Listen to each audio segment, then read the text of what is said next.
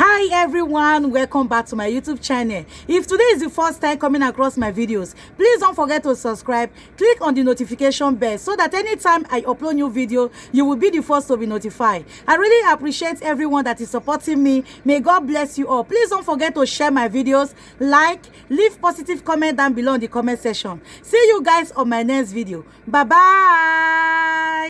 Hello my wonderful people, I greet una with better style. My people, I don carry another ogbonge gist come give una, no be small blasting from new generational prophet. My people, this blasting too hot, so hey, I go drop this video make una watch.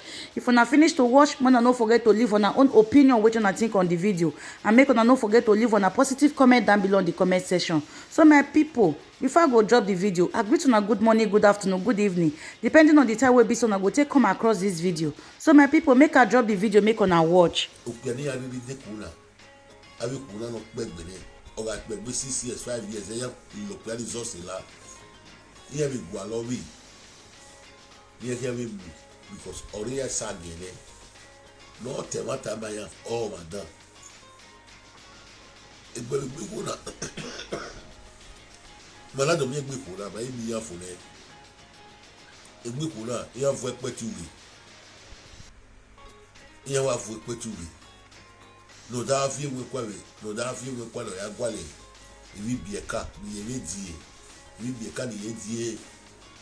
Ibi bieka no ma no yu bowu. Mi sweet baba ngi mara. No wa lo to la we bo, o wa adiwe na gwalo ko no gbo yuwa. Oh, well, no, no making a make a idea, no making a big piano, or that healing muja, when I jet back poke muja, when you sad, Angela Lagbera, when you heal muja, when the pillar patient to go, when you were the name, big piano, eh, when of my bush lion, either more like Webu, no Waligoku, no here. Open only kill. Ewa ya ikpo lele ene gbera re ọmọ mi de Suzuki wa gba yi ya se gbe wa lọ́rọ̀ ẹjọ́ ya gba yi re ya se gbo mo ni bi e lu dige ba ni eni ki o wi e o se o wi e we fun e adege ku e Suzuki we ni wa se na ni o wi e no ku ro wodo word no báyìí okun odafu weni odafu wi weni oga woni weni repetuwe oga itie odafu ega itie bodu we wa kwena owiwe agwiwe odafu itie bodu we wa woni weni repetuwe na no disgrace go dede gbe na nu do ami mi oparu we meji nu de Monica ewe ari o ja be de na ni ewe ari o ja be de na wa po bole lo ma so to wu e no dio wa po bole le so e video ni ga pe ke lo de ya pe fo ni ya pe fo ni do pe video pa ya wo fita ba ita o egbe na mu e video we la ni mi ya pe lu e de na ikawe pe de ya de gbe repeat na gbo me ke na ya gba we no pia be kira gba we wo be kira gba we ọ̀gbẹ́ni me we vo wa ya hi ege ma we ya ati egbe ni Suzuki ya teme na egbe wajebo egbe waje pako gogo owe vivia obi efio na ma wi weti egbe ni owe ga di me iwe la me ba mi chesi ya ati ajebo ejo pe egbe ma ajebo ma ti go me ma mi chesi ya ati ege ni ati ajebo we Suzuki lo da wa fearful fa no da fearful baba na be kilime yi opa re wa ro la bojebo ya to ibudo ni me lo ti ajebo ba mi ata ma mi wa ti ajepa ko we Suzuki a mo se we ni iwe agwale mi no ro nu ajebo o di peje ade ni o we ti Suzuki wa ta die funa ina ya mo ni na do we wo pa ya hin ina do pa ya ti agwa lo to tore we get surprise we e de na be na jebo ya yin eri oyi koto adi wa ya no e me maka on e live video me na on e òfin wa ma be awo ni oyi wa òfin atapara pa no joji oni ile na ni ivu ya la hin me ma so agwa wa be re gun ika ife imefile iya file kwa popa ekini ya na iduwe we koko imani heavy ni yogo ebo ni ya atwe ya tebora meji ni ka pe record ni o ni pe na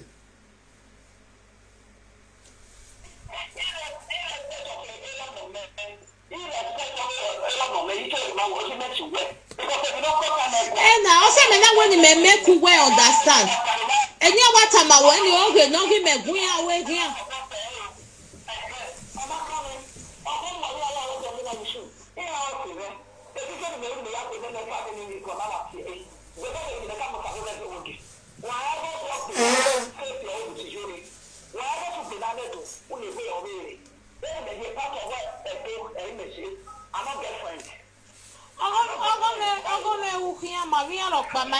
When my way guana or palaza resort water ministry where Maria Guaverio, when my way were guana or palaza, Memavea, Mavea, or someone as always get up or phone Egamana, Duke, my phone, or someone as always your pama work bagua. Or four? Imagine when we manage to complain, my man. Musazo wigi. Yari hook money. Omo pan of we Sampania. More than 1 month, I just Sazugi we a post here again. Only guy Timenia. Only the ordinary are 2 men. Only are 2 men. Men when I would say that we go on a year second ye. Mema yema ye second ye only team will last week and I will easy be ye. The Sazugi give me can not tear bony me. Oya agbeni comment yo all you know ya me yeki etiyan iyen ya ogoma ega agwa lo dawe work to bu ga ye gbu we you know here e mo ju we you know ogoma ega agwa lo dawe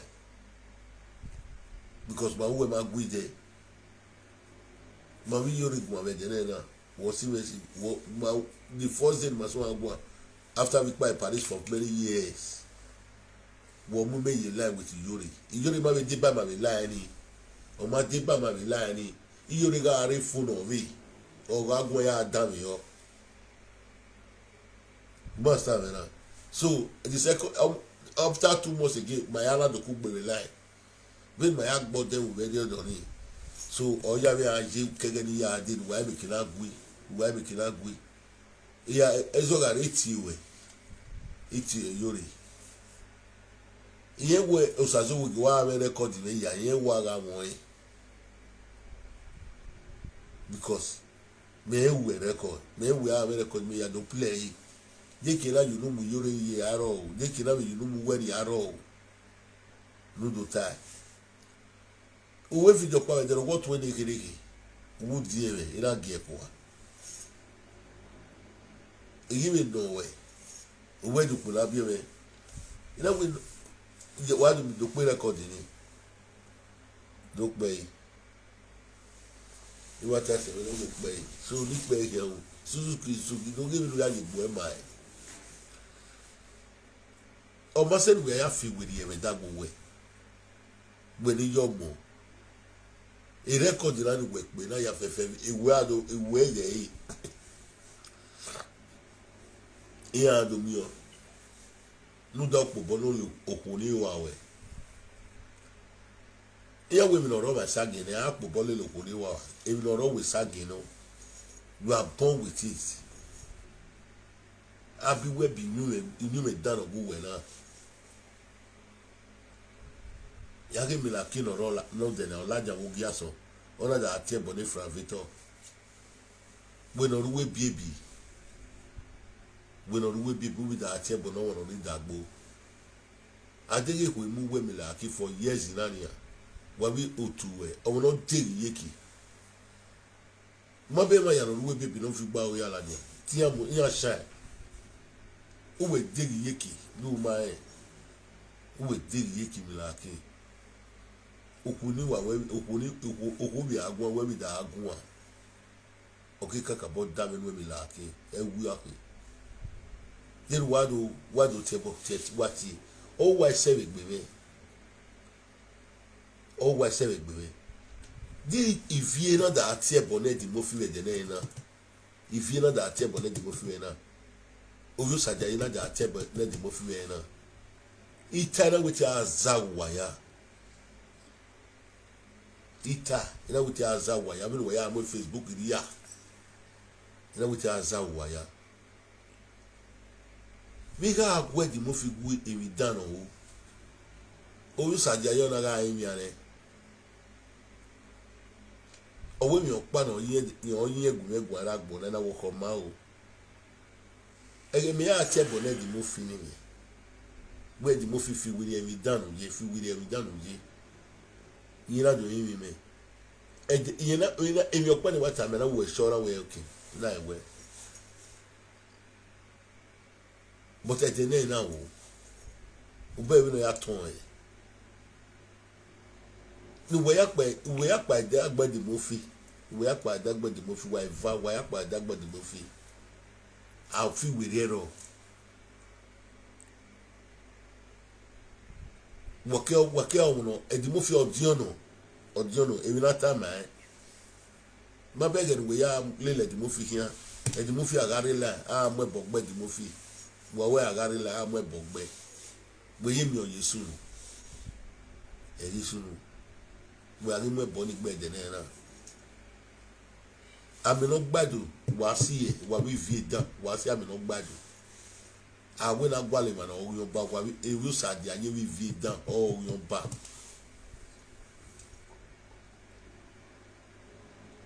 oyo ba du wa mai iye vano si ami no gbadu owo wa mo ma ya discalculate na discalculate ona do ve ya ba mi ya we fa bi Suzuki na do alo abi zobo wa ina alo abi zobo wa ina ya vie bore ni ya da threat ni wa ina do ya threat ni wa sili wa ya we bosili e ma no be cast we ya we boss azowegi no be si we ya we bo inya ni we ipo bole le de na ìwọ ló kàwé sí méyàwó ẹ̀bọ̀ wẹ́wẹ́ méjì àpò bọ́lẹ̀ nìyà ẹsẹ̀ ti gba mọ wọ́n sì rà gbé ní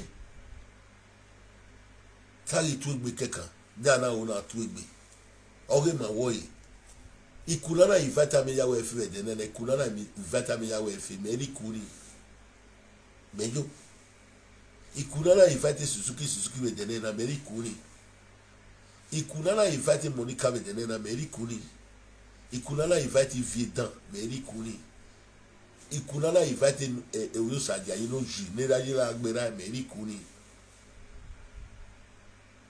emi ro na makena mi gbagbo na ke fo eset ma be de ko gbe abi tu egbe ye wo apa wo bi o ba wo edugbo no si ko ya fefefe adegi mi ma do bo mo pole gas wo iyen no kekeme wo iyen yi no kekeme ya ni gbe me ma be agbo wa de na ni ma be disgrace ori wa ọmọ na agugu wa meri ina ha mo yo sa di aye ina ha ma e baby e ya we se di mo fi da sunu ina digue ina mo video camera digue ne ina he camera before ina wo me to yin ya no ma e disgrace ola igbe ina wo ni me yin ya ibi video to ya ya ona ya camera e ya for wetin e mo be digue me o no do pe di video no emi ya mo be digue ni me ga kun wa ni ma do gbege mi ni ya yin ya yi wena mi o pero di o we no bi omo no ye wo na digue na fi gbo to ona yin ya we mo ezofo kwe ya kama gbo weti umu me digwe uma du popo we camera ma du popo me digwe iwe ne peace make na red dagmo we but get dagmo we de na agbona ike ya fo we give peace ula dia daro vi boy o we wa o say no wo ku we ke da abanu agbe la fifo a vi we ko we wa o say no I will say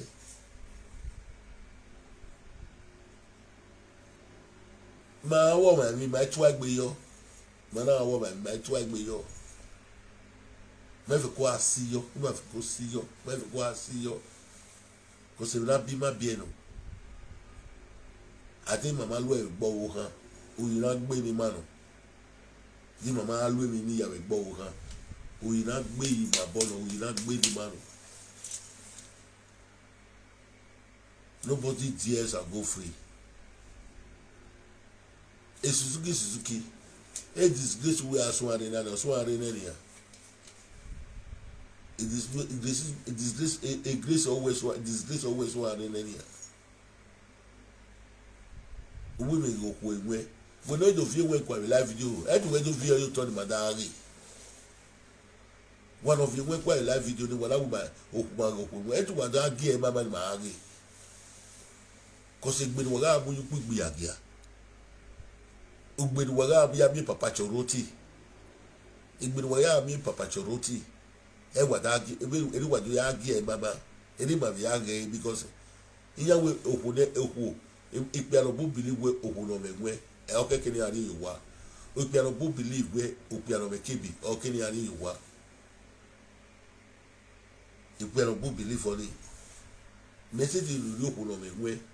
Nemo nyume yuwa message the royal kuno me kebi nemo nyume yuwa so this is why I feel in my home when I want me agbe kwa e wata no when I want me agbe kwa e wan opu se ti agbe kwa wa me meji me ya agbe kwa e me da wa we ikuna no ba ni gbegbe agiana ojo si eni aladia e wa bi gbe agiana okuno responsible òkùnrin sì gbọ́ ọ̀dọ̀ lè gbẹ́ yìí ìpẹ́nu bó wà tí mi wọ́n bọ̀ náà wẹ́ làjẹ̀ náà wẹ́ fi wọ́n kọ́ àlẹ́ o yáyà gẹ́ yìí àwọn àti can go day yáyà gẹ́ ẹ̀ wẹ́ ní kú ọba iyọ̀ mọ̀ wẹ́ àti àdírẹ́sì adé ó dà gẹ́ cartoon ó dà gẹ́ ìyá tó mọ̀ ṣe dáwọ́ sọ̀rọ̀ mọ̀ ṣe.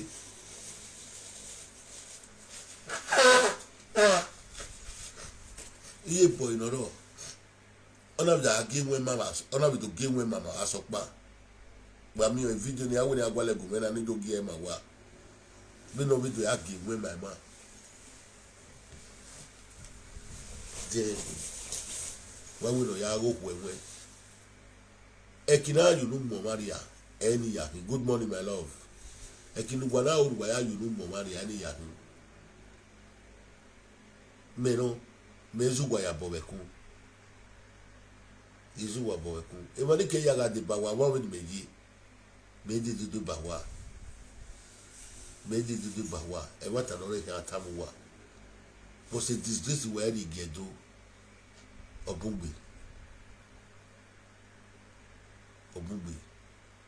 how can you imagine when we were selling ìwúnégbò ẹ má mú wẹ̀ Suzuki ìwúnégbò ẹ má mú wẹ̀ ó lè fún tìọ́lá ó jọ̀lọ̀ sí ó lè fún tìọ́lá jọ̀lọ̀ sí ó lè fún tìọ́lá jọ̀lọ̀ sí ó lè fún tìọ́lá jọ̀lọ̀ sí. ó bá ìwé yẹn wí jọ̀lọ̀ sí di ayé sickness wà gbọ́n náà ìgbọ̀fọ̀ ọ̀ ẹ̀mí àmì lọ́ sẹ́yìn ìgbọ̀fọ̀ ọ̀sẹ̀ pẹ̀tẹ́tẹ́ bíi pẹ̀tẹ́tẹ́ bíi ni wà wẹ́ wà múlẹ̀ ló wà wọ́ ọgbó wà ní ìjọ lọ sí sọ yìí ìyá pèrè rẹ jìnnà ẹ bọ ìyá pèrè rẹ wà á pẹ́ alákọ̀tì eré ìwé náà wẹ́ẹ́ láì eré ọ̀kẹ́ sí à ìyá rí jẹ́sọ́ ni ìyá mi wé náà nọ táàtì náà ìwé náà wà blọ́ọ̀kì wà sọ ẹgbẹ́ wẹ́ẹ́ ayò hàn ìyá rí jẹ́sọ́ náà make náà release so wà á pẹ́ alákọ̀tì wà kó yẹ ìwà rẹ̀ ìyá ẹgbẹ́ àlẹ́ mọ́ta bí ìwé wá sẹ́ni òkú ọba mi nìgbẹ́ yìí ọ̀kẹ́ kàkà bọ́ dáre awo ni we wo dari gi kwedo awe disgrace wa gi kwedo efije lu ya ata ye wo fita ba ita iye wu yiro we ga fita gi be dero ile omu je chatarus iye wu yiro ga fita gi eti mai but who we do that disgrace egbu we no ku no be do gbigbe agia we no ku no be do gbigbe agia we be agi oku no do gbigbe agia we no ku no do gbigbe agia we be ati oku ni wa aṣawo oku no da fo emu ro kino ti wa aṣawo we no be do gbigbe agia we be ati oku no be do gbigbe agia aṣawo we no ku no do gbigbe agia we be akawo oku no be gbigbe agia wo gbuya oku no da fo emu ro pe amure na ti wa gbe agia we ke na agunwa minister to show you na da fo emu re adubo mi oko no do bo ma do gbigbe agia oki no ti wa gbe agia ehwe amuwa we ni gbe agia no be do gbigbe agia we be ati oku ni wa we gbe agia ikeju bege we ru wa o be ni ra beta we mu gbe agia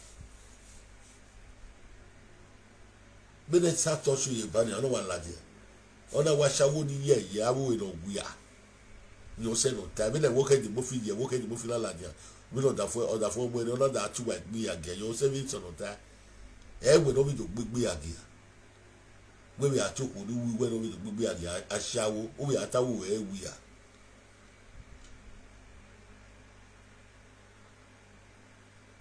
you no gba obuwa mana we bi na ya eti wa ya igwe na ma chebo ni ku wa na ati bi ni me wa na aro we bi ni me wa na aro we bi ni me be wa na aro we bi ni me o why won't you be because why you bi ni me ya ki ta when you wa maybe friend gets so we get in your way owo pa oku ni friend owo pa ko be yari ba e be ya pe oku etu rowa mo we ri ba fure ipa ko be yari ba we o be ya pe ba ko be yari ba be tu be ya egba ye wa be po o mo se no fifu be be ya mo ko me ya me ko to adi do na ma rowa is quite different. The way love for me no like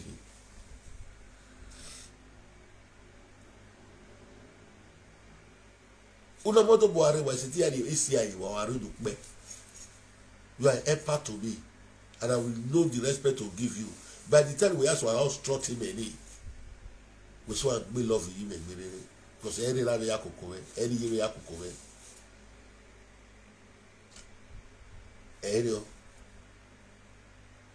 bani kuna wa e mata no just awi pe ara na yobo wu na mi la je pa ko yo gi ami wo me mi wa e wa je pa ko yi wa yi no me base pay no me 5 years with pay o ki ya re je mi iye ya win na ma imi ro bule ya win na I ma ro wa be ge ni o pi apa be do ya win na be ko o ya win na be ko every month all you wa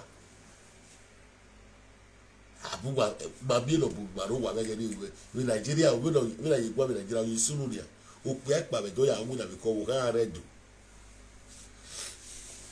e ki ama una yo bo o se ye ya gbe ani gbe pia be re ya lajo webu iye da ti gbe bu se wa ti ni ya ke so e ni oni Jonathan we no ku no river no be ti oku ni wa we no do gba shawo ni yeje we ati oku ni wa we igbe agia we aka wo ewi ya is no omagba because we na uyo pa mu wa wo yi uyo pa o mu wa wo yi ati mana do bo ata e ku ya ma time e ku ya we ku particularly women ma time o mo mi na we Suzuki yi ivie tan owe omo bugbe lo yesu o we live video e dominion with e bona e dominion mi no e plan kan o igual o to ese be ri ore ina do me we plank you know do me lo to show ni no region ni a plank or we plank iya gwa lo to te na dige e kile di ade ina do me we plank you know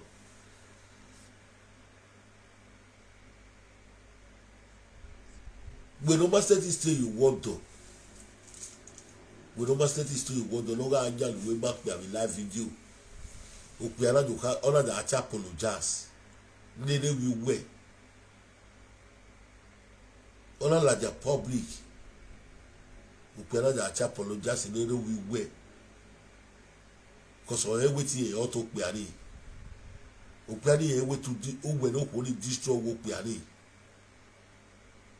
mo ko se ti we ja ye ona la ja me bi gbo me ke wa don agbonde wo okpe a okwe wodona okwe ya nya no da o piano we ro wodo odo kama odafuwe apology de we mu if you don kinu wa selu ala wa okwe akedo laja beri odo tabo odafuwe we ole obo vi obo dan a husband apology is to tell when you are a coward. You might be no analyze them my way. O ma ke wa we vie da we ya agbon webu. O ma ke o wa we vie da we ya agbon webu.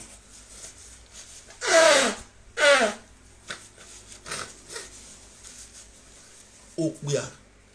Okuna won pe wa. Ona ya zigba, okuna ya zigba kan we. Ona won si. Iya wo pia ni, iya wo pia. Yeah, what that for any cataract, you will be with dark moment. But in your case, it had to be a witch for more you had to ladia. Other than Hamukan with Biena, we're not sorry. Or marking with Yagua in public. Umami no time away, ya time away. A matter any time away. Or marking with Yagua in public. Ekito bidohi ewuaki this set of woman ajebola jewe loki owi okun le owi okun ogbo e wa so wa o wa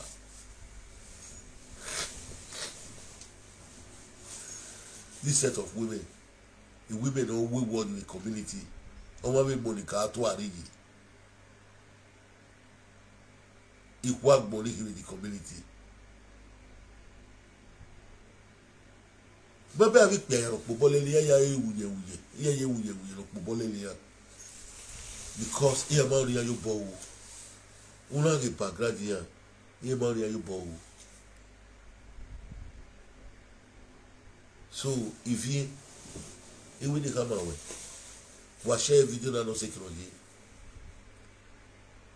ne jefo ya la jado ka mo perwe bien na we sorry okeke no do bo we no mu we ari hotel do da fu we o mala do ka mo da fu we sorry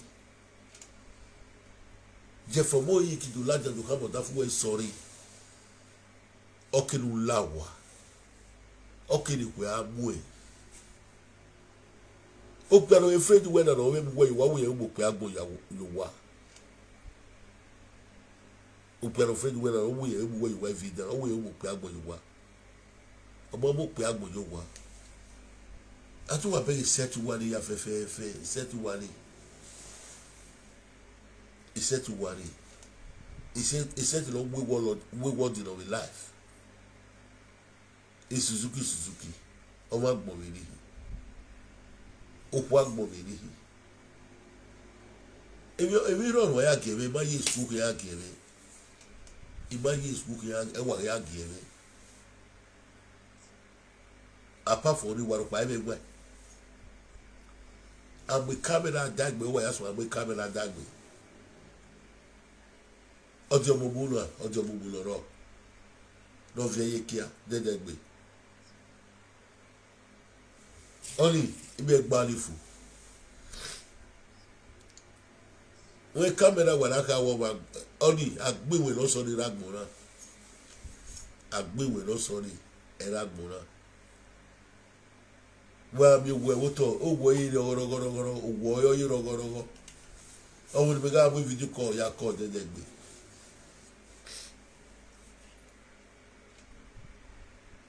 no ga so atiti I'll give you take me the call ye ma we no do ka we dey ma itaketa no we ari me ni a de ticket no cheap ni ya do ami ye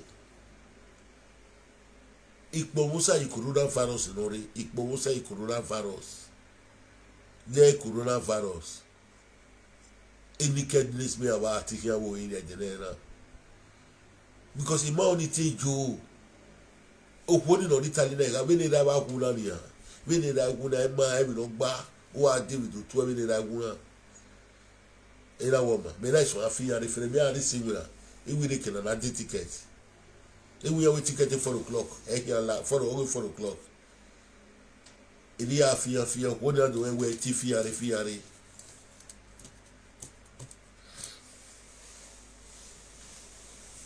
Eje wa gbewo about 3 days na last coronavirus na so. Because now we are doing Saturday, akpa Saturday. Friday na last nobody should move an inch. Aya ro kege ni mama gbegbegun o ira so pala te do video la dia e video no mu ya pe efun ni a e record no mu yeme ope efun ni wa mai no wa agbe comment yo with the record of atiti double finish gbonu do so pe wa mi we no ya agbe love ye we no ya so ye we ke wa mi ya wo we no we think God forbid we dey God forbid we dey abi gbi agiara nira makoko ni ye makoko igba yafu o agi o mama ipo no responsibility we do cyber space here with video no responsible mama we ya mama be nota no ro vedero ona mo me ona fi we kwa okwa mo ni adubo no adubo fe una begiregi ogonu bowe girigiri bowo to you are not a responsible woman, you are not a responsible woman. Responsible woman different for one property. Ogonu do bo amo continue yo wa. Any irresponsible woman, also wala be wala pese me na, gba mi pe agbono Dubai no take wa serious. When we say to me, we are going to take what serious with that one. We are there. We should show me that already. Now, say what I go, what I just take condo. If we against take condo after 6 years, 5 years, or like maybe 10 years, we book there. Here we go, love it. Or like maybe 20 years. When I was a more years in one way, if we again, you go to recess or you. In social media now, when I do like your social media, all you were that just, all you were to go adjust, and then what we would ask you want.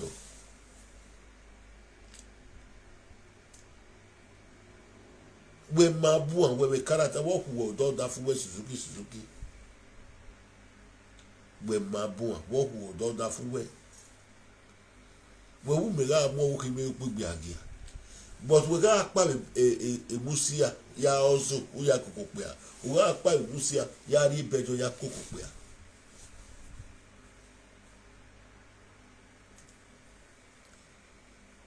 We ojolovet no no we no the time atiti no be my class.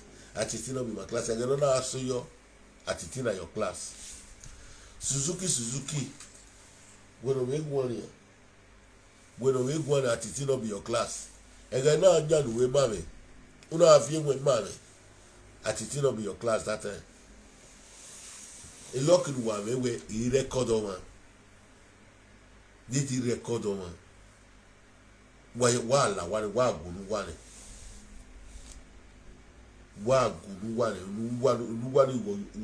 because did he record on one when you are provoking you don't pay a oh now bombe I look in one way.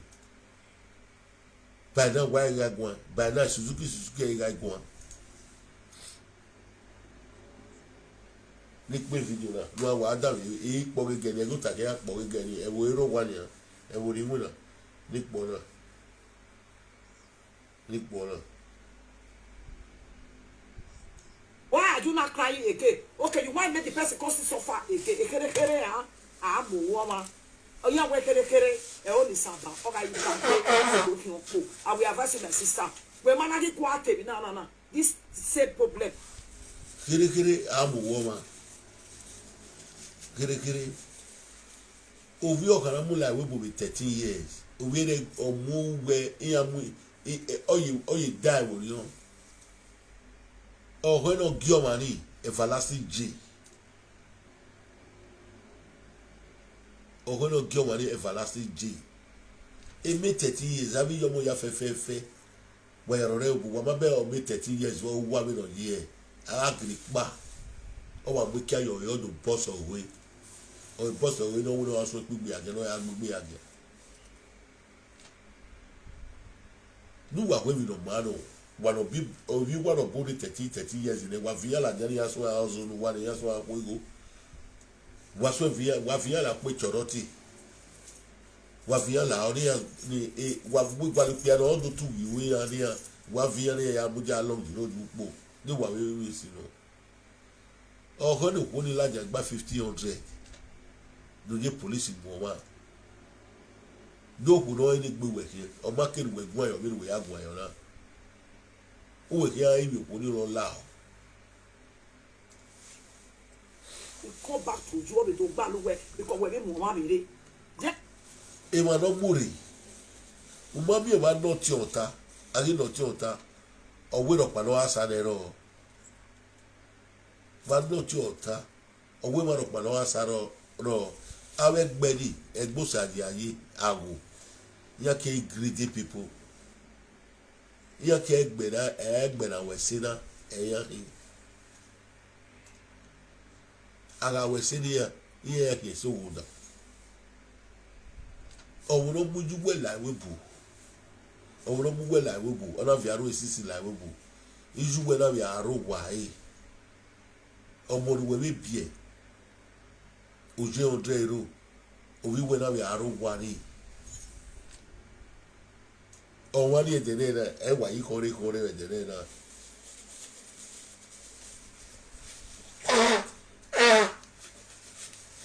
three years emeji we webu ime movie me no pia la webu 3 years right from time o ye gwo ma se na we ye gwo ma se ti ma mo la webu we ga ni de 3 years mo kuri maybe to mo na gari Nigeria bi na gwara even me be 1 year ina so apostle ye gwo ma se ni yesi ai na wow ina wow o ma ko komo me iye wi ju ogwe but o ma ko komo me ebi me take by 2 years ọmọ ni la wo ma o won gba ri 2 years paper lo ga agbo mi but ovi saje we gbe 7 years ile we bo ni ovi were school agbon in Nigeria ere school agbon o mo se ti mo la we bo egbon we we do tuta we da agun megun bene Suzuki o anono omopa den na ku ari Nigeria be dero den na ku egeji Nigeria be la gona egeji Nigeria den na ku keke yawo mugbo ga wo mugbo Facebook de uwa we ya ni injection ni ya o injection ni na bi ku na ya wa won me gbe o se ni na solo Jimmy na se dey ku Suzuki ari wo no ya wo mbo wa imaya wa we get imaya aso wa fa ya agwali go no we me battle good you know we no me go dire na mu get 24 bit or na mu get JJ Barry have your da fun Oda fo bi ediba omomo de bere iya be ka we musician ya he ejeje bari as ti 24 bit as ti wewe musician ya of ya by musician fiore iya doku no we ya okanya o be we ya deal with ye o na rule ege ge ona ya wa mugbo wa o mugbo no we wo ma we say 2 months 3 weeks we say ona we le ade o ma we mo yu ke gbe ni ya no fi omo no yo mo fi ologe no yo mo fi ologe mi ni yo mo yo o fi omo godu ko ma we we no we Ghanaians we moto we na ga na you we no fi gboro wa dbc no wa ege mi na jo wa me ki pa we la me bi ra gbon me ki pa wa iwi go ki ya de le ba you wa cause maybe hotel wa maybe hotel maru wa mara ru da owu ma but so 6 o'clock by 6 o'clock we me yala wa we aloye eje ni ma ladia ibosi ya no iru duri ya fe ali aton a 50 liter ni eje agbe we fi o 50 liter ni ne pe ni akpa ale le dade wo ya e pa mi ya no ru deni asieyo o if you look at TikTok if you know that TikTok is not bad ya ga pa ijo lelegbe maybe I do 2 opa I do 2 small start yo ya wa mu popa ya se ti we fo oni me ya ti ayi ma ya wo bobo bari are mi a mu pottage akayere a mu pottage bisire a mu pottage ya agbewe ayi bi oyi aya pottage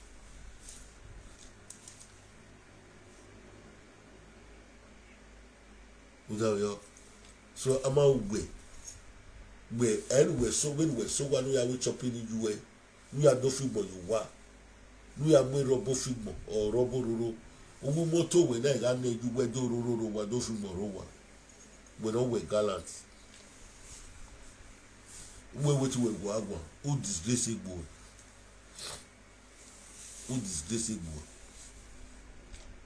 anyone like the life do that run pepe it is this way me afe ko ari eni we dedegbe since we megbede we are eni me ga awye for 62 years iba mi aso ari this we dedegbe we alawa jeje wa o wa gbon emi gange we ya video ni no de ya agbe the comment yo wa ge wa no wa agbe the comment yo all dia all condemn we want women wayward men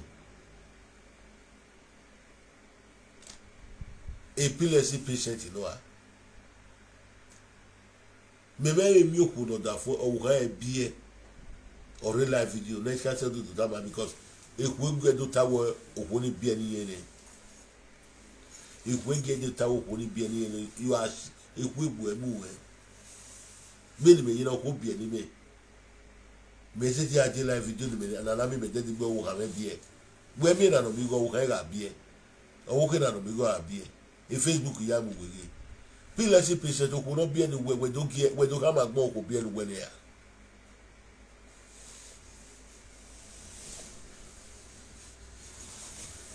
we do ka ma gbon oku bie ni we ni ya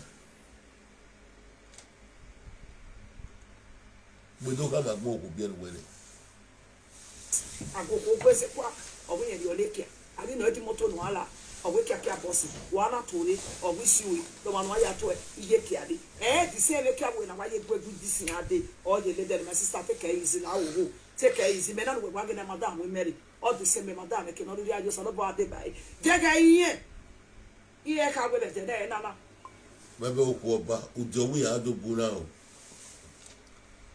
ujowi ya do buna oja ka mi madam muyere uwe yi ka ma gbon we gbe agya we yi se na ria iku no busi gbe agya kwa egbe ku no lawo do le no stop no we ya gbe agya re ti yi si e we akwe le ye we ma gbe agya we no ku oba uwe yi ka we madam we. Okay, I get this, I get that. My children will not suffer. A boy, I got a cure back. imara ki la ma ya ki he o ya re ki olia ya agbale e be barie or is enough for. So I see they appreciate them. Or that man say I give her. If you see the way my madam treat me, she not treat me nice. After they carry me, they deport me for Holland. After I don't pay the name money where I give her, it costs the same make I cost to pay another money where they take deport me for Holland. Then they never get it. They don't know what they want. They no four. You know which is 5,000 euro, 10 million. All the way to pay. My sister who work, but I will pay. But only my money mention, only my money get smart. If you don't forget that, pale yo. Or the man say, "You be there, make a package." If you be there, you are you have movement. You mean that anybody on anywhere you go and I know they sleeping. I can't the fear because a conscious way judge were not ready. I'm going to tell 13 years ago. We're going to tell my sister. Now, I'll get 13 years in the memory. You were not 13 years that time because I will not up my soul. But I will up my soul. Obey Madame Mueri. A Madame Mueri. We were my soul. But we obey Madame Mueri. Or what or Daffy Virgin. Ubegi Madame Mueri. Wati Madame Mueri. Wati Madame Mueri. Here as when you or larger platform in Daniela Lagbera.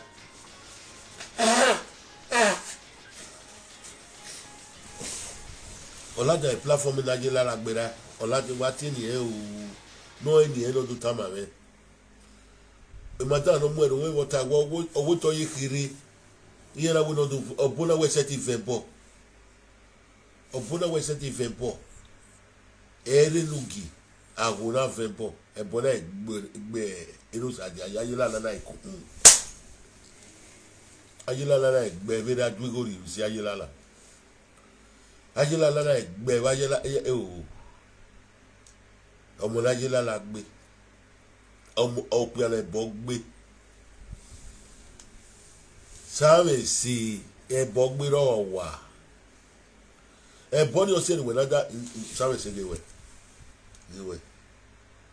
ye bi le boja e bogija we se same si e bogija we bebe e bogija ona oyi obono class ro ye e bogija we bebe social media ge same si e bogija we bebe social media same si ebo iyawe wewe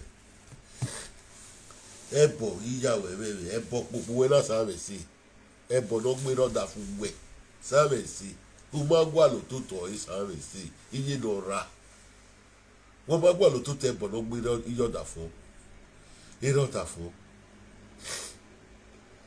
o ma gwa lo te ebo no gbe iroda fun awebo gbe roda fun ayilala kutukutu Suzuki no evi ayila la evi adege oje €100 recharge ma vite Suzuki so ave se we ma se diviti ayila la gidi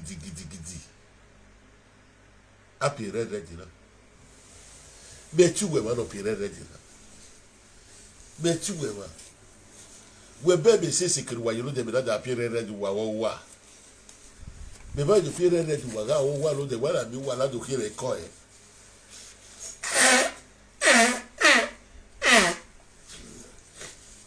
na the problem when I get whether they enter someone whether they enter with another the problem when I get with that I go to blow for their nose ya pin you away iyo ga gbuwa awu dan me pe video ige ya go ta ke ya pe e wo aso wa re ni ka pe atan ni wá sí pé òwe fídíò náà sọ àárín ìbá tán sọ àárín ìbá.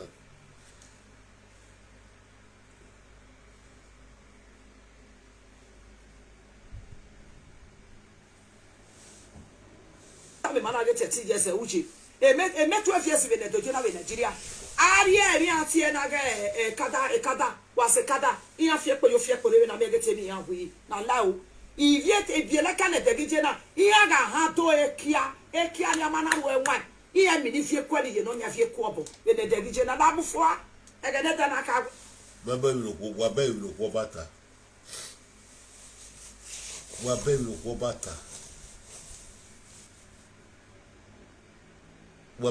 bata owe e me 10 years in Nigeria me 12 years in Nigeria owe ya ga ya do ikiani ya owe ki a de wo mi ya abi jo mo la kina o no ya te mata because we want to support evil o we gwe okwo na gwe odun so la ja we 13 years in aye we mo wa ti no ku no da fo emu e da wo kan emu e no we o kawe we live video obi agun e obi afilu nugu e wa sopa obi afilu nugu e wa sopa ni ku no gwa yanga mabege be ne princess bad ye princess no be bad ni the say gang ya he ye wa la ja bi ku re ye gwa ye da agwa pra all the name of Zugabet. They want to monetize.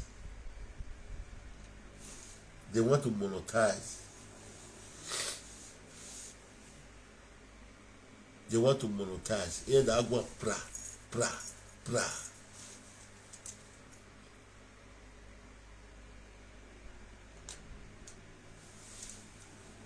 This, that. I don't take. Because you say you did 13 years. Even that 10 years ago. And then we make an agu we then according to whoever we then been 19 years we make an happy. Uno years we make an we we had time we almost 19 or 50 years. I beg all this your story. I don't want to hear about. Make I just advise you based on say you be my sister. You actually lose everything. Based on say you be my adult sister. I beg my sister. Take her easy. You may you not come use this matter to your body. Take her easy. Okay? Trafficking is trafficking. There is no two ways about it. All right? Your record, as you take there for Germany, nobody know. Maybe you met or you chop a dodo. So you go tie. You go. Mabo muda. Ima no viti eni pe ala webo. No viti eni pe ala wo. We ma se ti mo pa la webo ni ha. E yes we gbe o bi ma se ti mo ro pa la webo suzugo. Omo ni we bi e wo ma se ti mo la webo. Omo no via what tie la webo ni ha we itawe trafficking is trafficking. Mabe ege go padu ya we lo gba mewo imoni ala la je video we la kere ja ati ibi aju so ala la je ni abi bi padu ya gwele ibi lo gba mewo mo ya go ti ene kiri gwi lo lawa we ya gwi recharge gwi lo lawa we le ga de body charge ku oti o here oti e lo we se ne no mo wa la we bu ma le ru lo ma agbon gba wa we bu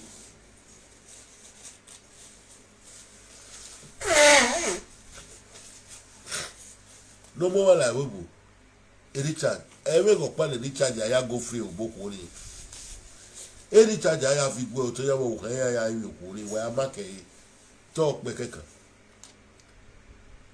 ti ye Richard no be di ko ni to be fi gbe o to ya yi ko ni iya ka me peace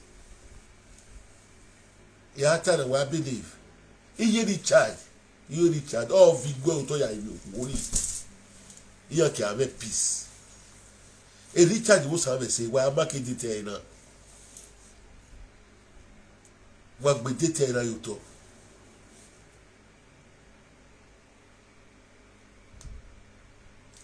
cause ewi o ya wo kuri ewi o ja wa gbe detail na yo to wa we ore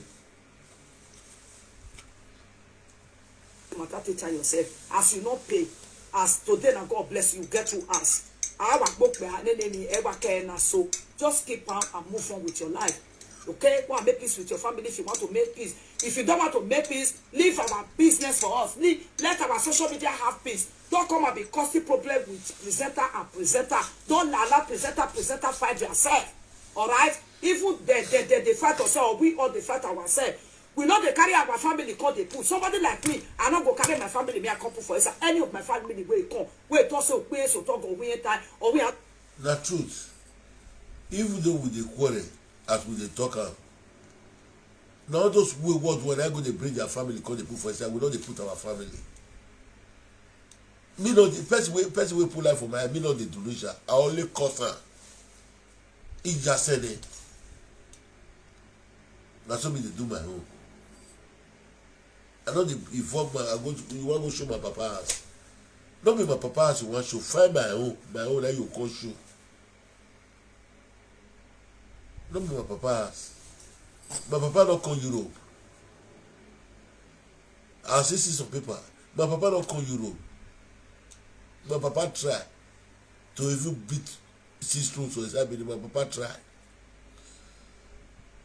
The country will work no day. Country will work no day. Work no day for the country. My papa if you buy land, beer 6 rooms for his ability. My papa try. Some people don't call Europe before they beer house when their papa go stay.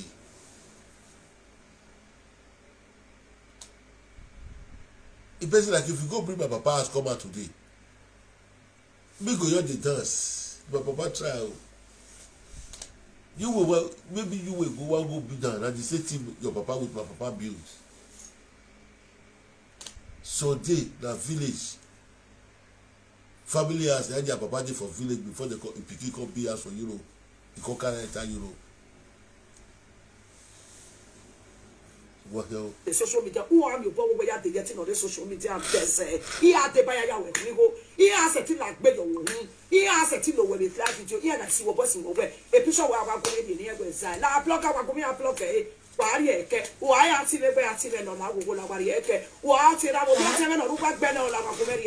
Who are going to have a Lavacumer to Babo? They want to be given. But I will know he took her. It's a wedding. We hope each Madame. If what I'm well, I'm aware. And then I'm going to have Clavius is there for your master in the rain. And me tell you, trade. Then they use it at the book money for your man now say that they're sorry for you. Man, near me, a king what Yahweh do. I didn't want to have a video because what to go young well at the lazy. Una arrive in the social media. They say, yeah, my bag more when you and what I'm with her. Or we can only you to boy at it bella. Where are the bella giant? A man can be very what you are now. If very nice one but not you. I be anywhere else. All we are not in no be vera, in no be nogi. Other we or mother may give why sweat secretly ye. Or mother may give what ye wa. Or mother may wear. Ọmọ náà ẹni gbègbè náà bẹ̀rẹ̀ wọ àmì ọtí yẹn lókun lẹ́nì àmì ọtí yẹn lókun lẹ́ ọkìrì bẹ́ẹ̀ ẹ̀mẹ̀ náà di ọmọwé náà wọ́n yà ẹ̀mí ọtí yẹn ẹ̀gẹ́ ni ọ̀nà wọ́n yà ẹ̀mí ọtí yẹn ẹ̀gẹ́ ju sẹ́mìlì ọ̀ní yẹ ẹ̀nana tó bí ẹ̀gbá yẹ lẹ́la gbéra. Tifi Jan Koriko awelagi wagi gangi ni ya fefe fo joba jobo ge wagi milaki no ya wagi milaki ya dumu o ti are wana ba etimwela wa milaki na ya do bishop we express ona do bishop milaki na ya do bishop maybe if agbo ro wa me yana wo ya po bolele wa mu dia ni pe ní ká wò òkun náà pẹ́ gbẹ̀dẹ̀ sí vitamin C náà vitamin C àwọn ọ̀nà vitamin B náà kì í vitamin B wọ́n náà làjà wọ́n lá fídíò wọ́n náà jà ká wẹ́ ewé ṣàjọ wẹ́ àtìtì rẹ̀ vitamin B mi àsọ àfi olúwẹ̀ náà nìyà èmi àsọ àfi vitamin B ló wẹ̀.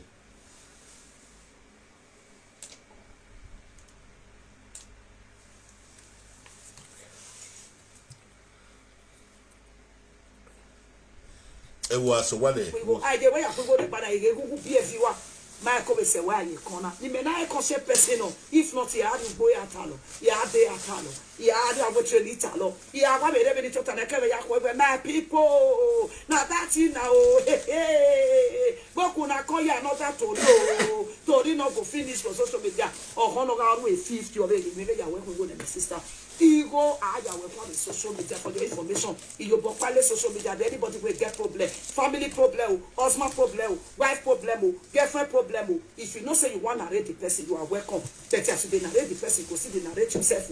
Now so it the work. But maybe they get out for your mind, say the person go do. Follow me that will solve your problem. No, no. Now person where they sick, now will they solve the problem. But you, can't tell mama da. Amara para pale le wadi si agbalegbe. Ah le we se lai.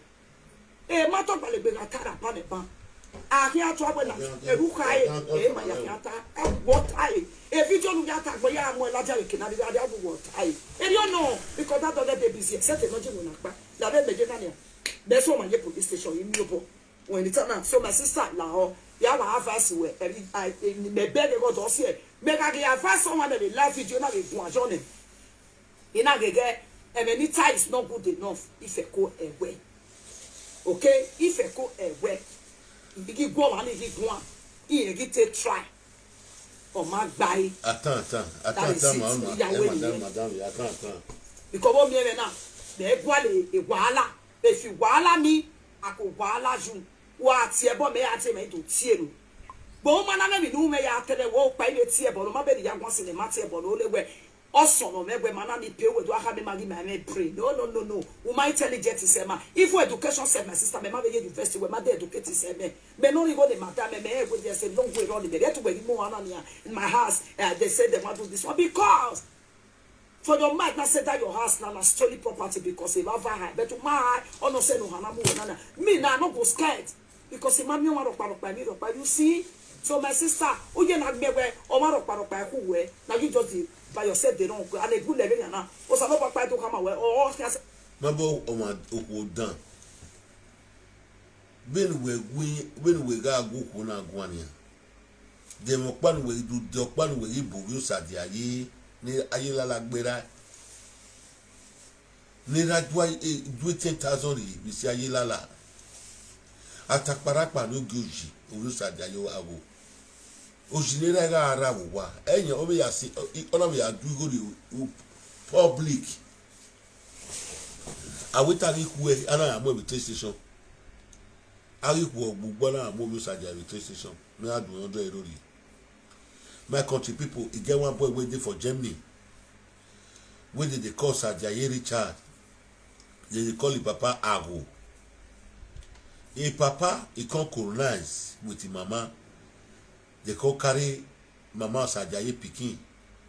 His junior sister come Europe. As they carry the come Europe, they come go Ajilala place.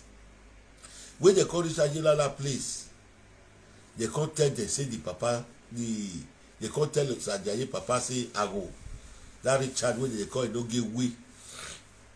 They come tell the papa say the pikin wey dey carry come Europe so say too small and the pikin come dey for 13 years my people.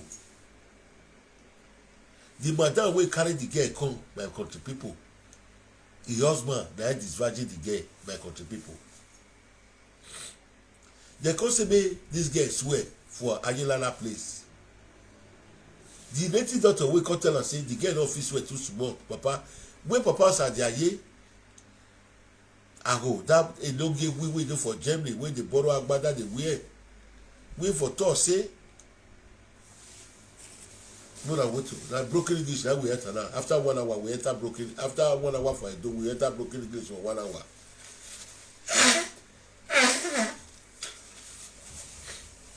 No una go call unova here. Make una go call the call. Make the call list wetin kill one boy wey dey for Germany papa. As they come go where they say who get pot na they keep pot because say papa no want tell do if papa pour her for another man thing as if they pour her for another man thing so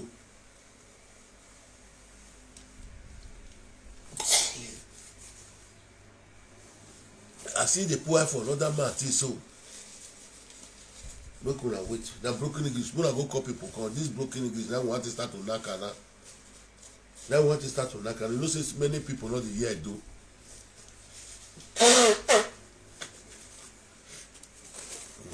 If me about I go to blow this kata for our heads.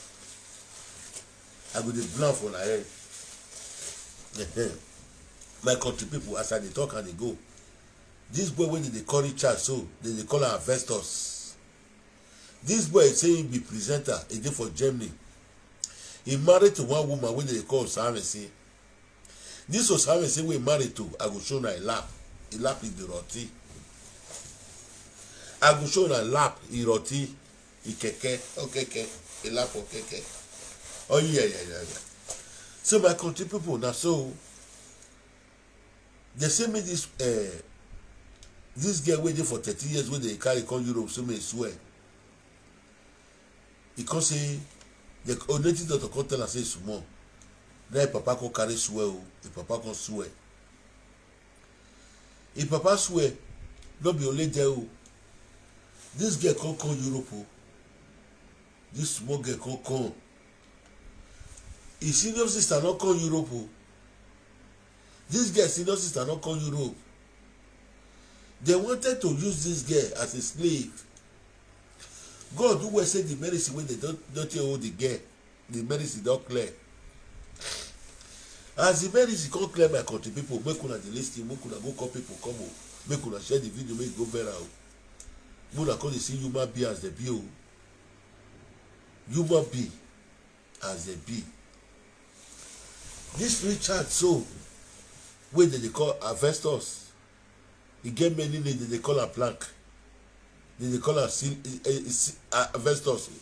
You know that thing wey they take zincas for Nigeria at that time. Festus, they call her that name. Now this guy come enter Europe, can't go give he can't send money go as well. You know, say if they want Ayelala place now, if they want go Europe, if you swear for Ayelala place, if you swear, after you don't enter Europe, you can't go give the person the money.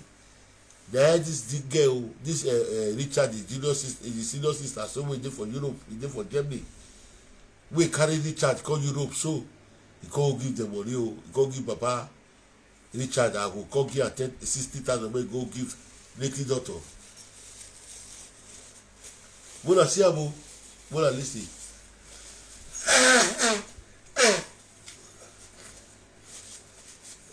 As he go give 60,000, I say he go give am for the money, he go give them for the money, say make the teacher. He go give them for the money, now the girl now they take off them for us, now they feed them, now they feed them. He still go give am money, make they take it. The money when they say me go give native daughter.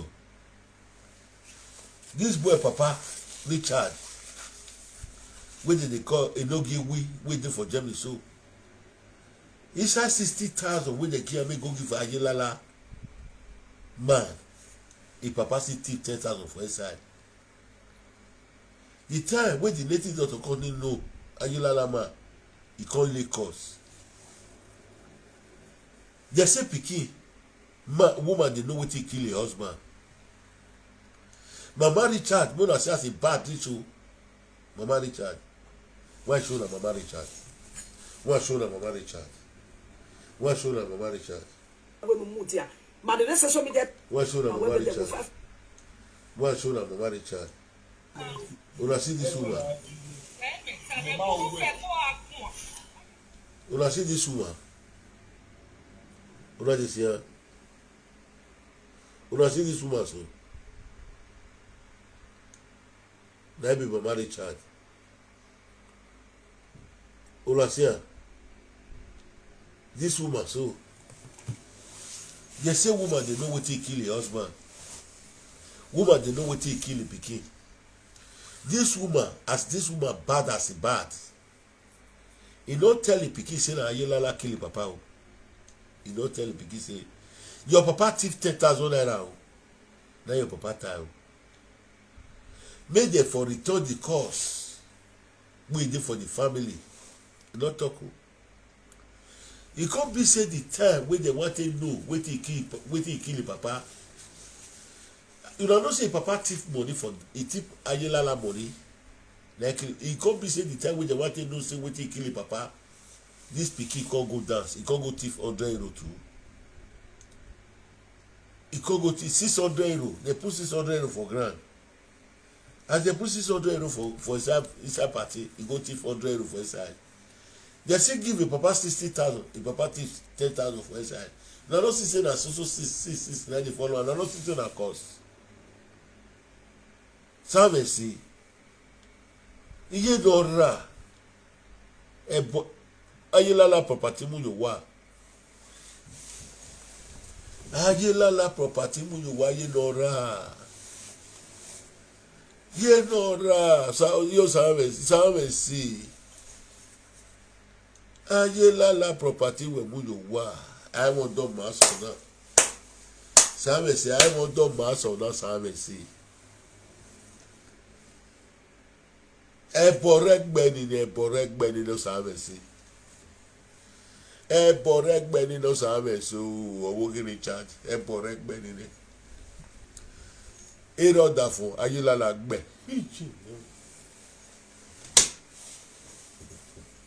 sábẹ sí ayélujára gbé ọ̀dà fún zẹ́wọ́ kó agbóhùnwẹ̀wẹ̀ kí níwẹ̀ yá ẹ̀ wá ayélujára gbé ọ̀dà fún wẹ̀wẹ̀ ẹ̀ wò sábẹ sí. Where you carry daddy. Sábẹ̀ sí o máa sì ìwé mọ́yẹ bèrè o máa sì ìwé mọ́yẹ lọ́gọ̀ wà ló sábẹ̀ sí awọ́pọ̀ ọ̀wá oyè fi bọ́gù wa o máa sì ẹ̀ láwa o máa sì ẹ̀ láwa wẹ̀ gẹ́gẹ́ láwa ẹ̀bọ̀n náà gbéra. Bẹ́ẹ̀ni èèyàn dùn ìkà dẹ́dẹ́ gbé náà òpè ayé yasẹ̀ ló kò yasẹ̀ lé òpè ayé yasẹ̀ lè kúndó òpè wí yasẹ̀ lè ká ẹ̀dínwó fi rí yasẹ̀ lè bíbí ẹ̀bọ̀ yìí wà ìbọ̀ wà yìí fi ọba wà ní. Bàbá ewì náà fi ọ̀gbìn wá sáré sí wà ayé wí lè ráyé òpè ayé bàzàbàzà lè rà sáré sí ẹ̀bọ̀ gbé rọ̀dà fún ẹ̀bọ̀ gbé rọ̀dà fún. And the mofi na ma bo ma we as in the mofi ola ya yase no wa agbolo wa le bi o da fun na yero wi the mofi e bo ka gbe ro da fun we o ma yo bo si oda fun yo no kire wo e bo lo ka gbe ra ba zo yi o ma yo bo si e yo we bo do gbe ra Richard Osadiaye Baba Nora Ojuju when you kill your husband, papa. You don't draw a head house, me head house. Man and woman see they cost your husband for everywhere. Your husband see they draw cost at house. You say you be good woman. You say you that woman like be house. How you can't be house? Sammy say. Sammy say Richard. Wamala wa. Wabami no have one wala wa Sammy say Richard. Why ye by ye? Why ye? Una the kind of juju the John of juju. He edimo fi cause. He don't forgive person. Edimo fi the house a cause. He don't forgive person. Edimo fi the house a cause. He don't forgive person. Me they tell you right for time. Edimo fi don't forgive. Not only the strong one, I feel the survive. Now go feel deal with the movie like people like us. You know, say if they cause, if they follow back the cause, you know the reach where we dey. You know, say you know the reach where we dey. But advice when I want to tell you that this morning, so I say, Monica or Atuari does spoil. You don't see say they swell up every day. You don't see say if you that they swell up every day. Before the call the swell up for the house now, the ayilala problem na never solve. The ayilala problem na never solve. Upon they charge the city 300 view. In the city 300 view, they see 1,000.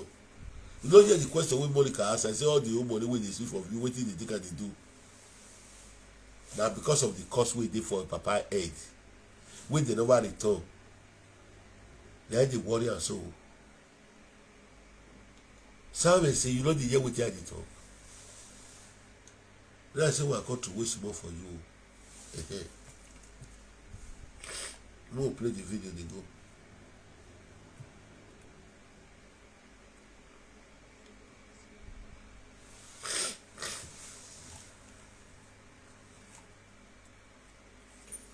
Ram yourself. City man, how will I fight for you? Or better man, no retreat, no surrender. My was of my sister, where whatever. Or the Canadian, where you worry about me no wa gwana onwe kaka na Suzuki or Daniel Dikwe Suzuki Suzuki or Garia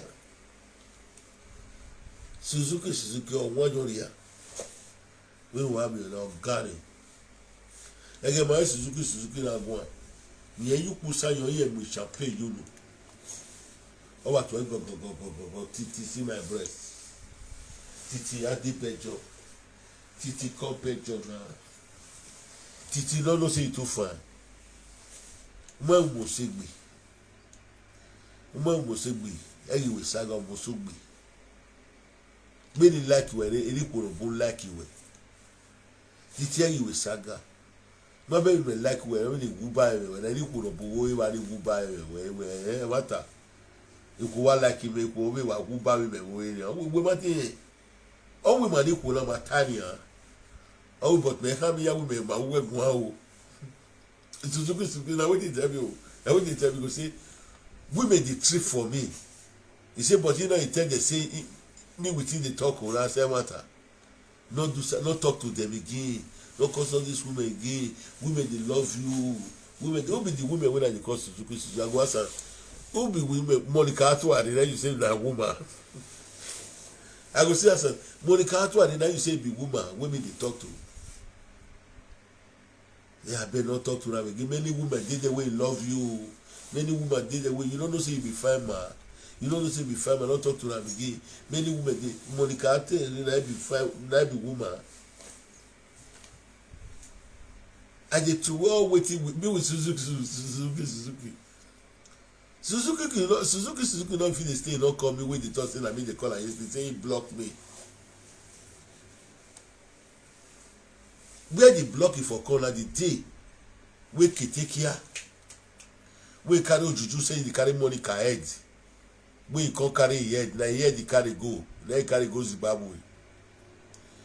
I go press like and love then they come back come out Monica come out that day because you throw party from there I can go as I can't see all those women they are gang all of them because they call for Monica platform now I can say wagyan now they break come out. That Suzuki jump on and then we can't talk rich. Now for there I call the fire there. Now there I call the fire that he jump come out. He jump come out. The next thing we can do, you can't go call Umenwa. You can't call Umenwa. She call Umenwa. Umenwa can't call me. Say I don't know say all those women, they be our sister. Why not the talk? Why not the cause? I'm gonna say. Now he call me prisoner. Now this woman call me prisoner. I still go make my platform. I go say sorry. I can't expect this woman say he go come out for a platform. Before I go a platform, I don't fit do it for my platform. I don't fit tell her say sorry for my platform. Now he call me prisoner. Now this woman call me prisoner. Now me see tell her say sorry. Me he call you take he call you make gabu. Now we tell her the one who do so. Umenwa can't call me as Umenwa call me. I can't go make my platform. The way they expect for this woman say, now he call me prisoner. Now he say I be prisoner. He go come and come tell me say sorry. He say he don't do this. I mean, I don't hear a wait time say he can't pay. He can't do this. Oga gba where we are titi man. Oga gba if it possible you know say I don't be a titi. If it possible, you know, say I not be a titi. You say don't do this, I dey wait for the Richard paper. I dey wait. Since more than 2 years, the Richard paper never see come. The Richard paper never see come. I dey expect your Richard paper may come carry me enter prison. Why is that she don't craze before? Tana. I got here. I remember say, I remember when advice in Nogi, I wish you listened. Thank you so much, my darling. Okay. You see her.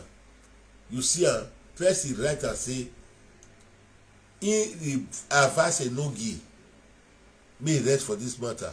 You know, not see what he talk as a bad mother.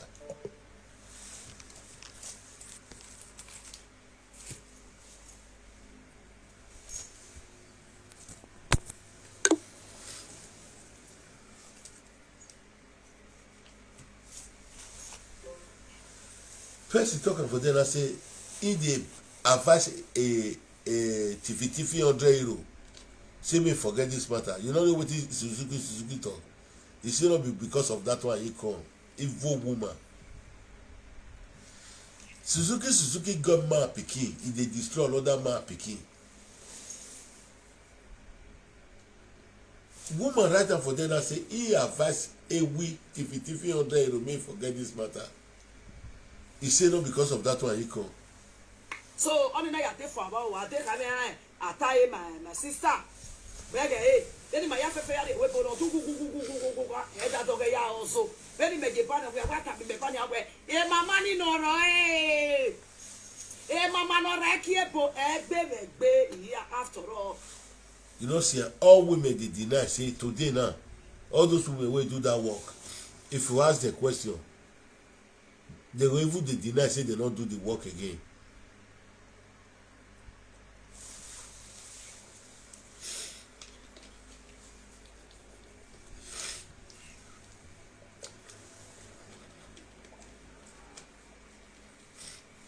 All women wey do that work wey do olocho if you even ask them this time they say they no do olocho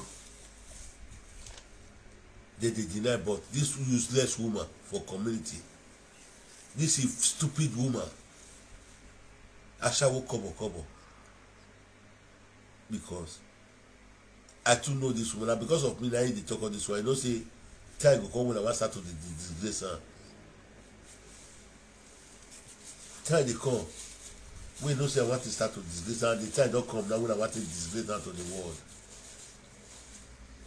Egbe you no dey hear am you must hear am o as I wan start to disgrace you so you must hear am.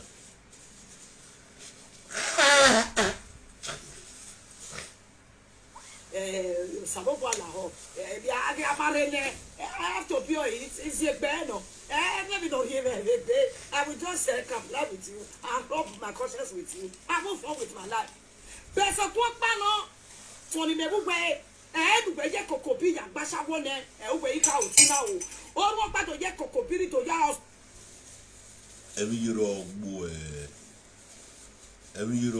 gbo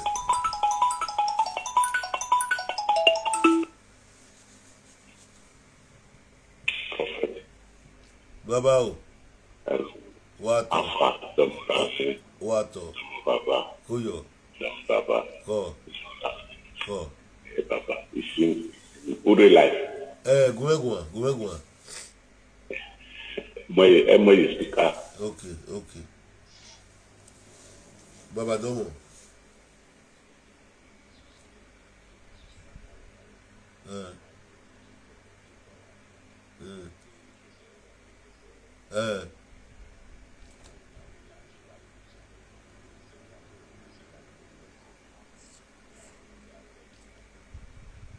Okay.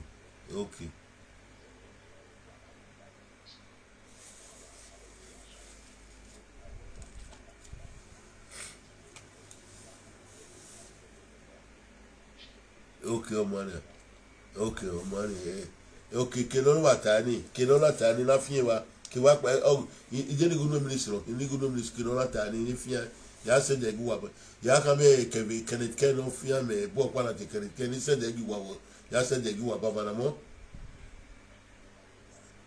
kama ya se de guwa ba okay well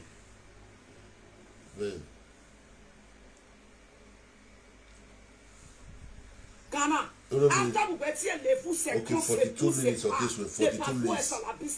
42 minutes of this way. Oh, money in there. I tell you, my brothers, my adult brothers, I use God take beg una. Any of my brother where come from Edo State, una go better for una life. Me who Bible we no kune, them no we no kuna before carry next step. Una you go cow. Edo boys, Edo youth. Una see wetin follow, wetin woman dey tell una. Edo men, Edo youth. Una see wetin woman wey dey call do ashara dey tell una na. Not be mama to na 1 year o. He say to don condemn.